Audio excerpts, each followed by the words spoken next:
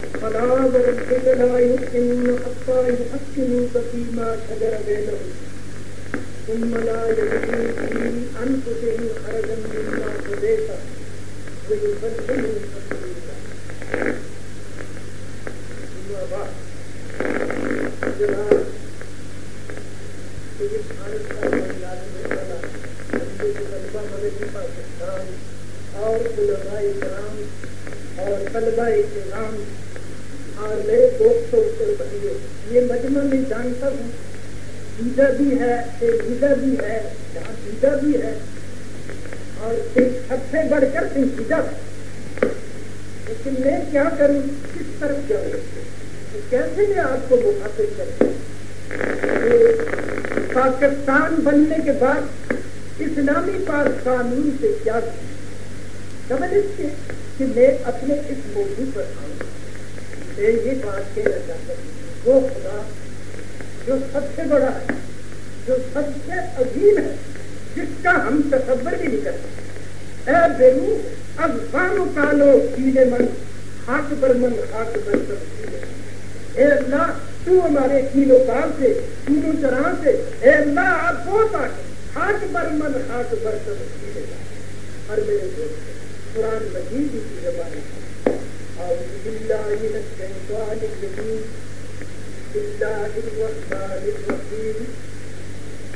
قل لو کان البحر مدادا لکلمات ربی لنفد البحر قبل ان تنفد کلمات ربی ولو جئنا بمثله مددا. اللہ نے اپنی عظمت کا تصور ان الفاظ میں بنایا کہ اے محمد صلی اللہ علیہ وسلم، آپ لوگوں سے یوں کہیں کہ یہ جو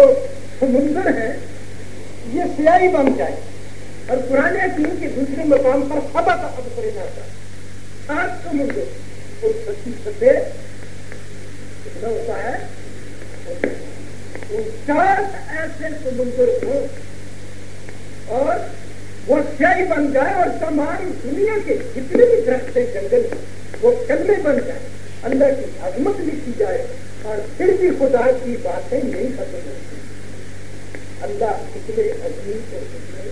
بڑے، اور پھر اس کے نبی محمد مصطفیٰ صلی اللہ علیہ وسلم قل ان کنتم تحبون اللہ فاتبعونی یحببکم اللہ، فرمایا لوگوں تم اگر خدا سے محبت کرتے ہو، خدا کو چاہتے ہو، خدا سے پیار کرتے ہو، تم میری اطاعت کرو، میری مان کر جو میری زندگی ہے اس کو اپنا مسئلہ بنا. چلنا پھرنا اٹھنا دیکھنا بولنا، لباس، کلچر، تعلیم، قانون، شریعت، تمام چیزیں جتنی بھی ہیں وہ ساری کی ساری محمد مصطفیٰ احمد مصطفیٰ صلی اللہ علیہ وسلم کے ذریعے مصطفیٰ برسا اعترا بات کہتا ہے مصطفیٰ برسا خیسرا کتنی مقبول رسیدی تمام بھول جاتی. اپنے آپ کو پیغمبر کے رنگ میں رنگ دے، تجھے دیکھ کر یہ پتہ چلے کہ یہ پیغمبر کے رنگ میں رنگا ہوا. اقبال نے ایک جگہ پر یہ بھی اشارہ کیا ہے کہ کسی بزرگ سے آ کر کسی نے یہ کہا کہ نبی کریم صلی اللہ علیہ وسلم کی یعنی ہم زیارت کرنا چاہتے ہیں. اس بزرگ نے کہا کہ تم پیغمبر کی زیارت تو کرنا چاہتے ہو، تم خود کیوں پیغمبر کا رنگ اختیار نہیں کرتے کہ وہ تم شیشے میں دیکھو تو تمہاری طرح ایسا نہیں سکتے. یعنی اپنے آپ کو اس رنگ کے اندر جو ہے میرے لیے اور آپ کے لیے لمحہ فکریہ اقبال کو کہتا ہے احترمان تھا نندہ ہے اسرار میں، احترمان تھا نندہ ہے اسرار میں، یوسف من خیر اقبال کا کہتا ہے کہ مجھے آج لوگ سننے والے ہیں یہ اقبال کہتا ہے اب جہاں سے جانے خود پیرا کو ہو پورے کلمات جان سے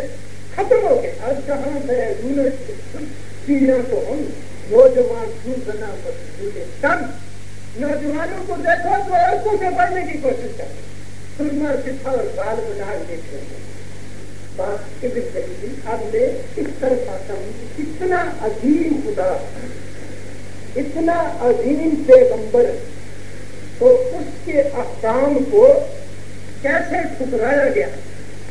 ابھی تو کہ پاکستان بنایا کیوں تھا؟ متحدہ قومیت کا نعرہ لگ رہا تھا، یہ اس لیے بنایا تھا کہ اس دیش میں محمد مصطفیٰ صلی اللہ علیہ وسلم کے قانون کو، شریعت کو اولیت حاصل ہو، یہاں پر امیر اور غریب برابر ہو، یہاں قانونی مساوات ہو، بادشاہ نے چوری کیا تو بادشاہ کے ہاتھ کاٹے جائیں، بادشاہ نے کسی کو قتل کیا ہے تو اس کے بدلے میں قتل کیا جائے۔ یاد رکھیے اللہ فرماتے فلا وربک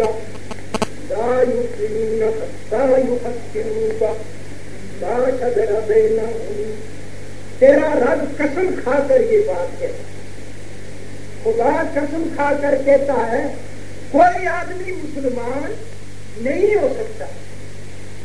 فلا وربک لا یؤمنون، لا یؤمنون میں مضارع کا صیغہ ہے، تجدد استمرار کے لیے ہے۔ آپ کا علم ہے، آپ کو پتا ہوگا، اگر پڑھی ہوگی اور اس کے بابوں کے خاصے بھی پڑے ہوگی۔ جو آدمی بابوں کے خاصے نہیں پڑھا وہ اس کو نہیں پتا کہ تجدد استمرار کس کو کہتے ہیں۔ تجدد استمرار ہمیشہ کے لیے، نہ آپ مسلمان ہو سکتا، نہ آئندہ مسلمان ہو سکتا، قیامت تک نہیں ہو سکتا۔ کون؟ جو آپ کو اپنا حاکم میں تسلیم ہے۔ میں تو حیران ہوتا ہوں، میرے دوست محترم جناب علامہ سید معروف شاہ شیرازی مدد الہی نے کتاب بھی لکھی ہے، انہوں نے پڑھی ہے، انہوں نے بڑے حوصلے کے ساتھ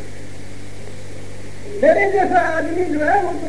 یعنی بالکل ایسا ہوتا ہے کہ وہ کہتا ہے کہ یہ لوگ کیسے مسلمان ہیں جنہیں نے اللہ اور اللہ کے رسول کے احکام کو یاد رکھیں۔ تو اللہ فرماتے ہیں کہ وہ آدمی مسلمان نہیں ہو سکتا جب تک آپ کو حاکم نہ مانے، اور پھر اپنے نفس میں یہ بھی بات نہ پیدا ہو کہ شریعت کا حکم اس طرح کیوں ہے، اور اندر یہ بات ہو کہ شریعت پر عمل کیا تو ہم کو نقصان آئے گا، تو بتاؤ پھر عبداللہ بن نہیں ہے اور مسلمان میں کوئی فرق رہ جاتا ہے؟ یاد رکھنے کی یہ بات، پھر تو کوئی فرق ہی نہیں رہتا، وہ بھی یہی کہتا ہے۔ اور فرمایا کہ یعنی یہ اہمیت ہے اسلام کے اندر، قانون اسلامی کی نبی کریم صلی اللہ علیہ وسلم نے ایک فیصلہ، ایک آدمی کے حق میں فیصلہ دے دیا اور وہ یہودی تھا، دوسرا مسلمان تھا لیکن اندر سے مسلمان نہیں تھا، پیغمبر کے فیصلے کو نہیں مانتا تھا۔ اس نے کہا حضرت عمر زیادہ غیرت مند، اس لیے میں ان کی بارگاہ میں اپیل کروں۔ چنانچہ اس نے اپیل کی تو اس وقت اس یہودی نے کہا جی آپ جلدی نہ کریں، نبی کریم صلی اللہ علیہ وسلم اس کا فیصلہ دے چکے ہیں۔ تو اندر سے حضرت عمر رضی اللہ تعالیٰ عنہ تلوار لے آئے، اور وہ آدمی جو محمد مصطفیٰ صلی اللہ علیہ وسلم کے بعد فیصلہ طلب کرتا تھا دوسری یعنی دوسری عدالت میں اپیل کرتا تھا، اس کا سر اڑا۔ ہمارے لیے نمونہ ہے کہ میں محمد صلی اللہ علیہ وسلم کے قانون کی چھوڑ یہ حرکت کریں گے۔ علماء کرام بیٹھے ہوئے سب کو تاریخ سے، تفسیروں سے آگاہی ہے، آیت کریمہ کی شان نزول سے بھی آگاہی۔ اب میں اس طرف آتا ہوں کہ پاکستان میں اسلامی قانون سے کیا ہوئی، اس فکر میں کلیاں زرد ہوئی، اس فکر میں کلیاں زرد ہوئی، اس غم میں غنچے سوکھ گئے، آئین گلستان کیا ہوگا، دستور بہارا کیا ہوگا۔ 3 پشتیں گزر گئی پاکستان بننے کے بعد، کتنی پشتیں، اور اسلامی قانون نہ آیا بلکہ اس کا مذاق اڑایا گیا۔